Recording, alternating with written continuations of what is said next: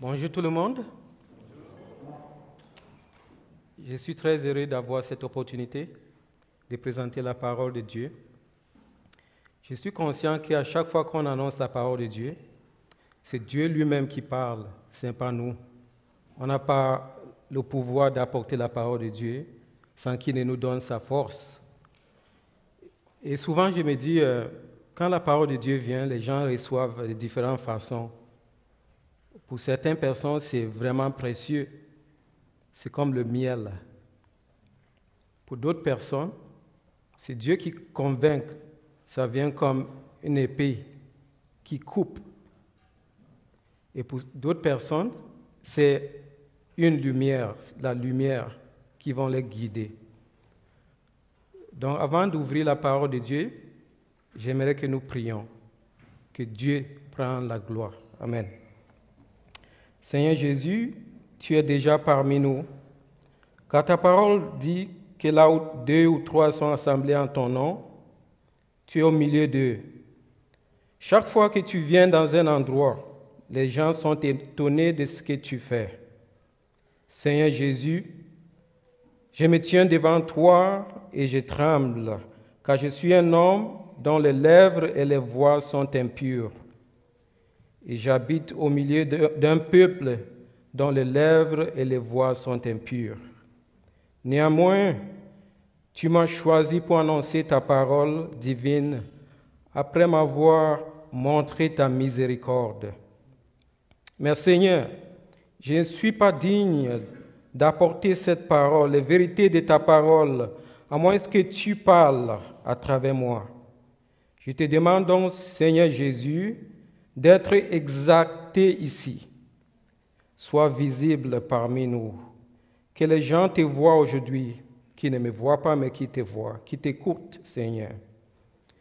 Père, si je peux prononcer qu'une seule parole aujourd'hui, je prie que le Saint-Esprit utilise cette parole pour te glorifier.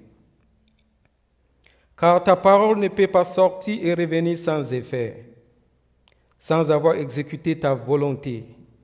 Elle va accomplir avec succès. C'est pourquoi tu l'as envoyée.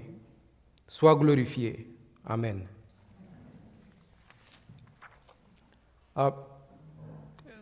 Le message de ce matin est intitulé « Servir ou communier ». Ce que Jésus pense de Marthe et de Marie. Et c'est dans Luc chapitre 10, les versets 38 à 42. Chacun d'entre nous a un jour le désir de rencontrer quelqu'un de célèbre. Imaginez que nous aurions le privilège de l'accueillir chez nous. Si c'était le cas, quel serait alors mon plus grand désir ou ma priorité? Aujourd'hui, j'aimerais que nous ouvrions nos Bibles dans l'Évangile de Luc, au 10e chapitre, au verset 38 à 42, pour découvrir par nous-mêmes ce qui s'est passé quand Marthe et Marie ont accueilli Jésus dans la maison de Marthe. Pendant qu'ils étaient en route, il entra dans un village et une femme du nom de Marthe le reçut dans sa maison. Elle avait une sœur appelée Marie qui s'assit aux pieds du Seigneur et qui écoutait sa parole. Marthe était absorbée par les nombreux soucis du service. Elle survint et dit, « Seigneur, tu ne te mets pas en peine de ce que ma sœur me laisse seule pour servir? Dis-lui donc de m'aider. » Le Seigneur lui répondit, « Marthe, Marthe, tu t'inquiètes et tu t'agites pour beaucoup de choses. Or, une seule chose est nécessaire. Marie a choisi la bonne part qui ne lui sera pas ôtée. » Dans un petit contexte, Luc met beaucoup d'accent sur l'humanité de Jésus-Christ et, entre autres, sa préoccupation avec les gens négligés. Et dans la société, c'était les enfants, les femmes et les pauvres. Pendant que Jésus-Christ exerçait son ministère, le moment approchait où il serait crucifié. Dans Luc, le chapitre 9, on voit que Jésus-Christ était en route pour aller en Jérusalem. Donc, alors qu'il était en route pour Jérusalem, où il exercera son ministère et sera finalement crucifié, lui et ses disciples s'arrêtent dans un village. Mais Luc ne nous dit pas dans ces versets, dans notre texte d'aujourd'hui, quel village, mais on sait, selon les textes que Robert a lus, merci beaucoup, que c'était Béthanie. Donc il s'arrête dans un village appelé Béthanie, où Marthe et Marie vivaient. Ce sont les deux sœurs de leur frère Lazare que Jésus a ressuscité d'entre les morts. L'histoire de Marthe et de Marie vient immédiatement après que Jésus a raconté la parabole du bon Samaritain en réponse à la question d'un chef religieux sur ce qu'il devait faire pour hériter la vie éternelle et une question de suivi sur qui est son prochain. La parabole est censée enseigner qu'être religieux ne suffit pas si nous ne mettons pas la parole en pratique. Comme Jésus allait passer plusieurs heures dans la maison de Marthe, Marthe semble préparer un repas élaboré. Jésus enseigne et Marie est assise à ses pieds pour l'écouter. Marthe est très distraite par ses préparations car elle désire servir Jésus le meilleur repas. Son souci de s'assurer que tout était prêt et que le repas était bon, que tout était à l'ordre, l'a conduit à se plaindre à Jésus, voyant que Marie ne l'aide pas. Donc, examinons qui étaient ces femmes, quelle était leur priorité ou comportement pendant la visite de Jésus et ce qu'ils en pensèrent. Commençons par Marthe. Marthe était une femme accueillante et généreuse, selon le verset 38. Avant de regarder ou bien de parler de sa générosité, j'aimerais que je vais parler de sa foi en Jésus-Christ. La première chose qu'il faut savoir, c'est que Marthe était une croyante en Jésus-Christ et elle aimait Jésus. La Bible nous montre sa foi en Jésus-Christ dans Jean chapitre 11, les versets 20 à 27. Jean 11, 20 à 27. Lorsque Marthe apprit que Jésus arrivait, elle alla à sa rencontre, tandis que Marie restait assise à la maison. Marthe dit à Jésus, « Seigneur, si tu avais été ici, mon frère ne serait pas mort. Mais maintenant même, je sais que tout ce que tu demanderas à Dieu, Dieu te le donnera. » Jésus lui dit, « Ton frère ressuscitera. » « Je sais, lui répondit Marthe, « qui ressuscitera à la résurrection au dernier jour. » Jésus lui dit, « Moi, je suis la résurrection et la vie. Celui qui croit en moi vivra, quand même il serait mort. Et quiconque vit et croit en moi ne mourra jamais. Crois-tu cela? » Elle lui dit, « Oui, Seigneur, je crois que tu es le Christ, le Fils de Dieu, celui qui vient dans le monde. » On voit sa foi en Jésus-Christ, une grande foi. Oui, je crois que tu es le Christ, le Fils de Dieu, celui qui vient dans le monde. Mais on sait aussi que Marthe était une femme qui était très pratique. Elle aimait accueillir les gens chez elle. Selon le verset 38 qu'on a lu aujourd'hui, Marthe a accueilli Jésus dans sa maison quand il s'y est arrêté sur son chemin vers Jérusalem. Luc 10, 38. Pendant qu'ils étaient en route, il entra dans un village et une femme du nom de Marthe le reçut dans sa maison. On dit qu'elle était vraiment pratique. Mais quand Lazare est mort, donc le texte que Robert a lu, quand Lazare est mort et que Jésus est venu chez eux, c'est Marthe qui a été la première personne à se lever et à le rencontrer. C'était quelqu'un qui était vraiment accueillante. Et aussi, selon Jean 12 et notre texte d'aujourd'hui, il semble que à chaque fois que Marthe accueillait Jésus dans sa maison, elle lui préparait un repas.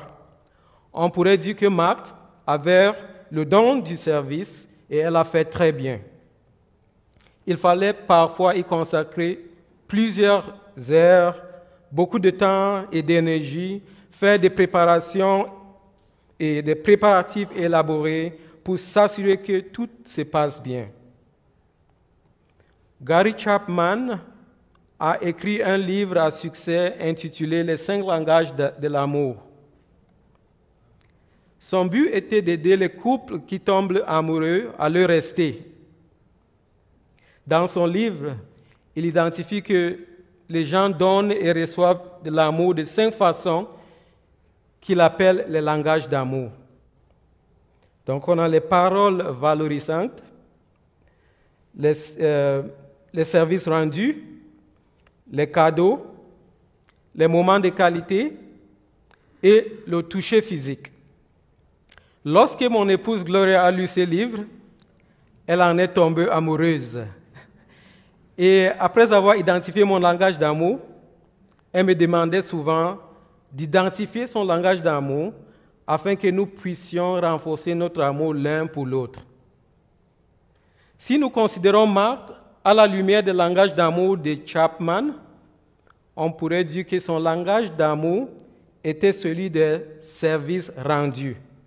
Pour elle, c'était très important de bien accueillir Jésus et de le servir. Marthe était préoccupée par de nombreux détails pour s'assurer que tout allait bien. Mais Luc nous dit dans le verset 40 que Marthe était absorbée par les nombreux soucis du service. Parfois dans la vie, lorsque nous voulons recevoir et impressionner nos visiteurs, nous passons beaucoup de temps à cuisiner, préparer beaucoup de nourriture, et il y a généralement beaucoup de restes. On se demande après si ça valait le coup de faire tout ce travail. Regardons maintenant Marie. Marie aimait communier avec Jésus. Le verset 38 nous parle à propos de Marie. Marie était aussi une croyante en Jésus-Christ, comme Marthe, et elle aimait Jésus-Christ beaucoup. Pour elle, Marie voyait la visite de Jésus comme une très belle occasion d'apprendre à mieux le connaître par ses enseignements. Le verset 39 nous dit qu'elle avait une sœur appelée Marie qui s'assit au pied du Seigneur et qui écoutait sa parole. Donc pour Marie, rien n'était plus important que d'écouter et communier avec Jésus-Christ. Voici Jésus-Christ dans la maison de Marthe, mais Marthe ne prend pas le temps de communier avec lui parce qu'elle était trop préoccupée par le repas. Écouter Jésus-Christ et le connaître davantage pour une transformation de sa vie était la seule chose qui était nécessaire à Marie. C'était la bonne part qu'elle avait choisie. Nous avons beaucoup d'opportunités d'écouter et d'étudier la parole de Dieu dans notre Église ici au plateau, bien que c'est en pause, mais nous avons les études bibliques et les prières en semaine, les études bibliques pour les hommes et pour les femmes les dimanches matins, le ministère pour la famille ou école du dimanche pour nos enfants. Écouter et étudier la parole de Dieu doit être notre priorité. Marie était quelqu'un qui servait aussi, mais quand Jésus-Christ enseignait, elle a préféré d'écouter Jésus-Christ plutôt que de servir. Mais cela suscite une question, est-ce que c'est mauvais de servir? Loin de cela. C'est important de servir, mais la priorité doit être la parole de Dieu. Dans les Actes 2, nous pouvons voir les apôtres prioriser l'enseignement de la parole de Dieu et la communion fraternelle. Donc, Actes 2, 41 à 42, ceux qui acceptèrent sa parole furent baptisés, et en ce jour-là furent ajoutés environ 3000 âmes. Ils persévéraient dans l'enseignement des apôtres, dans la communion fraternelle, dans la fraction du pain et dans les prières. Donc c'est vraiment important de prioriser la parole de Dieu. Selon Jean 12, c'est cette même Marie qui a oint les pieds de Jésus-Christ avec une livre d'un parfum de grand prix. Et c'est le texte qui a été lu. Et c'était quoi? C'est quand Lazare était malade, mais Jésus-Christ n'est pas venu chez eux. Et puis quand Lazare est mort, Jésus-Christ est venu. Et maintenant, Marthe s'est levée pour aller rencontrer Jésus-Christ. Mais on voit aussi qu'après que Lazare est ressuscité, et puis Jésus-Christ vient chez eux, Marie, comment est-ce qu'elle a servi Jésus-Christ? Avec le parfum qu'elle a oint le pied de Jésus-Christ avec. Donc ça, c'était vraiment important de savoir que elle, Marie, était aussi quelqu'un qui servait. Son amour pour Jésus-Christ était très, très important et qu'elle chérissait chaque moment qu'elle avait passé avec lui. Et à travers ses gestes, elle le préparait même pour son enterrement.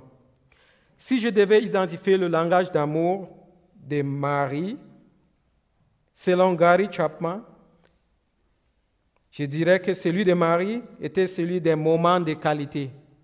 Ces moments de qualité avec Jésus comptaient beaucoup pour elle. Donc c'était très, très important. Donc maintenant, la question, après avoir examiné Marthe et Marie, la question c'est, selon Jésus-Christ, quelle est la nécessité? Servir ou communier? Nous savons, d'après le verset 40 à 42, que Marthe était distraite par beaucoup de services. Marthe faisait plus que nécessaire. Dans le sermon, on nous dit qu'elle faisait plusieurs choses, c'est-à-dire elle voulait trop faire. Elle faisait que plus que nécessaire, et si elle avait passé du temps à faire quelque chose de plus simple, elle allait eu le temps d'écouter Jésus. Mais incapable de gérer tout ce qu'elle voulait faire, et le fait que Marie ne l'aidait pas, Marthe se plaint à Jésus. Dans son angoisse, elle réprimande Jésus, l'accusant de ne pas se soucier d'elle, et Marie de ne pas l'aider. Il semble donc que son service provenait de l'anxiété. Mais vous savez, les gens pouvaient voir Marthe, voir son service extérieur, son service impeccable, et la féliciter pour tout ce qu'elle faisait. Mais quand Marthe est venue à Jésus-Christ, qu'est-ce qu'elle a dit? Seigneur, tu ne te mets pas en peine de ce que ma sœur me laisse seule pour servir. Dis-lui donc de m'aider. Le Seigneur lui répondit, Marthe, Marthe, tu t'inquiètes et tu t'agites pour beaucoup de choses. Or, une seule chose est nécessaire. Marie a choisi la bonne part qui ne lui sera pas ôtée. Marthe faisait trop. Elle avait l'anxiété. Elle servait avec l'anxiété.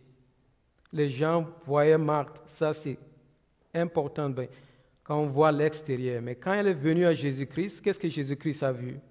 Jésus-Christ a vu le cœur et les angoisses de Marthe. Mais Jésus-Christ a aussi vu Marie. Elle a vu son cœur et son désir. Marthe était distraite. Mais quand nous sommes distraits, ça veut dire que notre attention passe de quelque chose ou bien d'une personne à une autre. Dans ce cas, l'attention de Marthe était passée de Jésus-Christ à son service pour Jésus-Christ. Elle était distraite par son service pour Jésus-Christ. Lorsque nous servons avec notre attention et notre concentration éloignée de Jésus-Christ, il est facile de perdre notre zèle et nous devenons découragés. Mais tout en servant, nous devons nous tourner vers Jésus-Christ et compter sur lui pour notre force. C'est la seule façon de le glorifier par notre service. Mais vous savez quoi? Nous sommes très souvent comme Marthe et Jésus-Christ pourrait nous reprocher la même chose. Donc, selon Jésus-Christ, la nécessité était de l'écouter enseigner et c'était la bonne part que Marie avait choisie. Maintenant, quelques applications pratiques.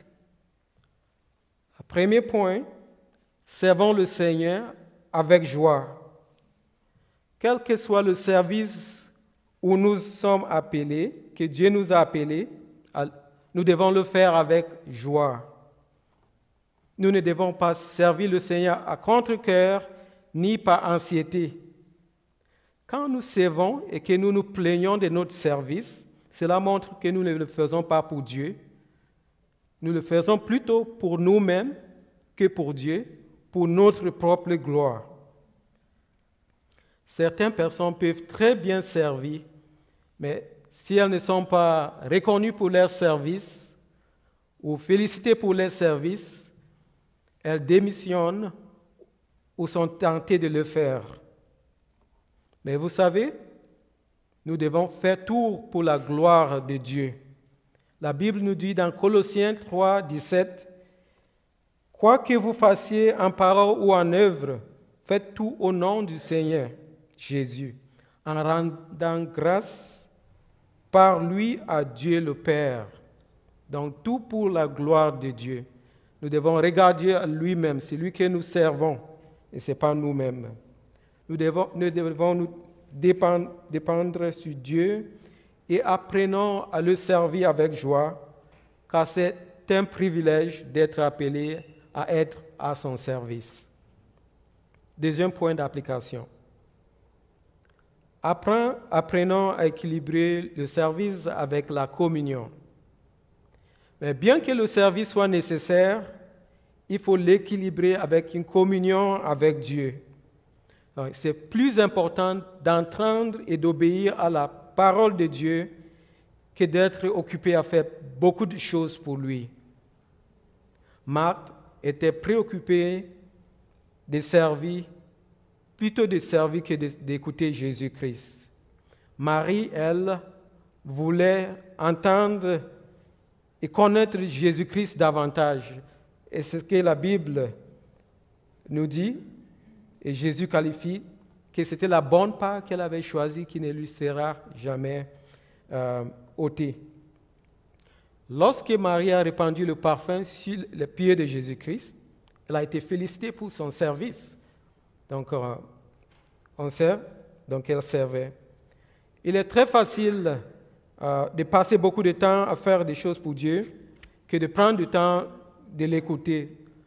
Mais nous devons prioriser notre relation avec lui, notre communion avec lui, écoutant sa parole, communier avec lui, avoir de bons moments en sa présence. Et quand nous le connaissons, nous pouvons le servir de façon significative. Troisième point, cultivons l'habitude de compter sur Dieu pour une force renouvelée. Trouvez le temps d'écouter Jésus et de communier les uns et les autres. C'est le moyen par lequel nous renouvelons notre force et notre zèle pour Dieu. Dans notre service, nous devons nous compter sur Dieu pour renouveler nos forces. Vous savez, la Bible nous dit, c'est quelque chose qui est important. Comment est-ce que nous pouvons renouveler nos forces? J'aimerais lire d'Ésaïe 40, les versets 27 à 31. Ésaïe 40, 27 à 31. Pourquoi dis-tu, Jacob? Pourquoi répètes-tu, Israël? Ma destinée est cachée à l'Éternel. Mon droit passe inaperçu de mon Dieu. Ne l'as-tu pas reconnu? Ne l'as-tu pas entendu? C'est le Dieu d'éternité, l'Éternel qui a créé les extrémités de la terre.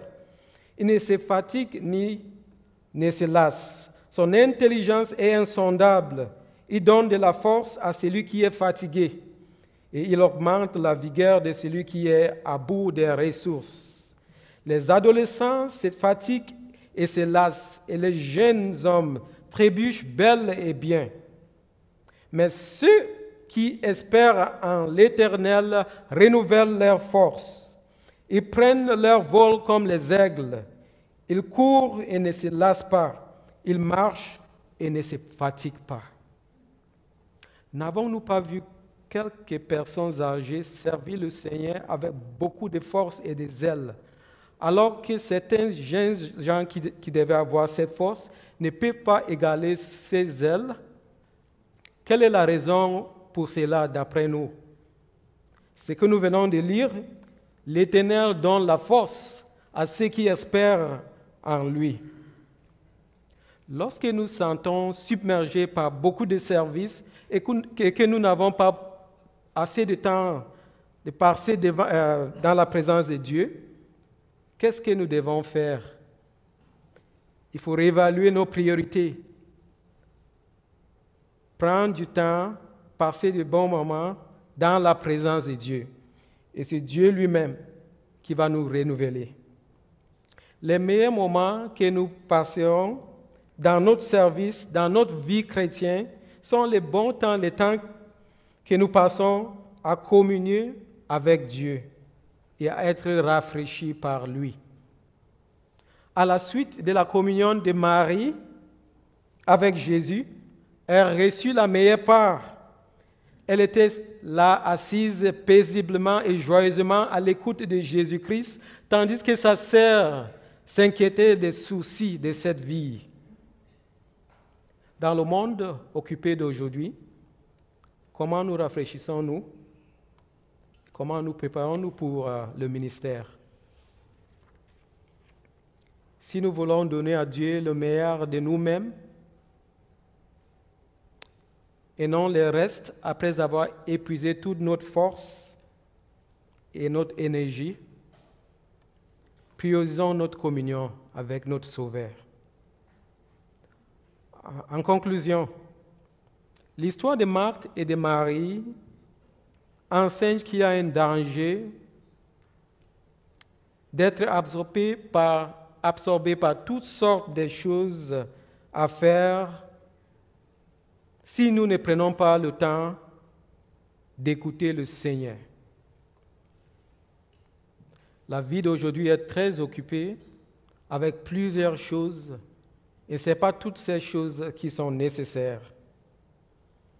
Dans notre service à Dieu, prenons-nous le temps de communier avec celui que nous servons. Connaissons-nous ce Jésus dont nous sommes appelés à servir? Si vous êtes dans cette église et que vous êtes au service du Seigneur, ou bien que vous songez être impliqué dans le service ici, mais que vous ne connaissez pas Jésus-Christ personnellement comme Sauveur et Seigneur, je vous invite à prendre le moment à le connaître personnellement. Alors votre service sera plus significatif et moins un fardeau pour vous. Ésaïe 55, verset 6 nous dit « Cherchez l'Éternel pendant qu'il se trouve, invoquez-le tandis qu'il est prêt. » Pour ceux qui traversent les moments difficiles, Jésus-Christ est celui qui peut calmer les tempêtes dans nos vies.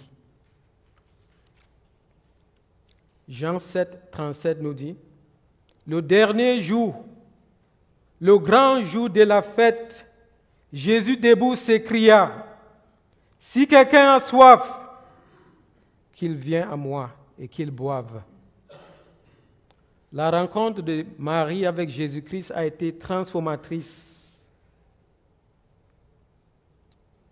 Ce qu'elle a retiré de cette rencontre, ne lui a jamais été enlevée.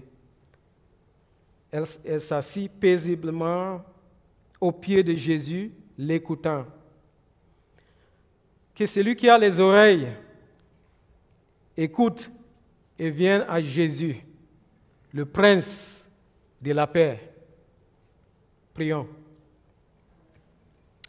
Seigneur Jésus, Dieu Tout-Puissant, merci pour ta parole que tu as donnée pour nous instruire, pour nous préparer à la communion avec toi et au service.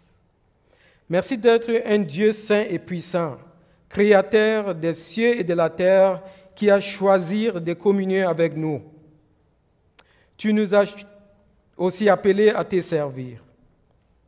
Aide-nous, Seigneur, à cultiver l'habitude de passer du temps en ta présence en adoration, de te connaître davantage et d'étudier ta parole.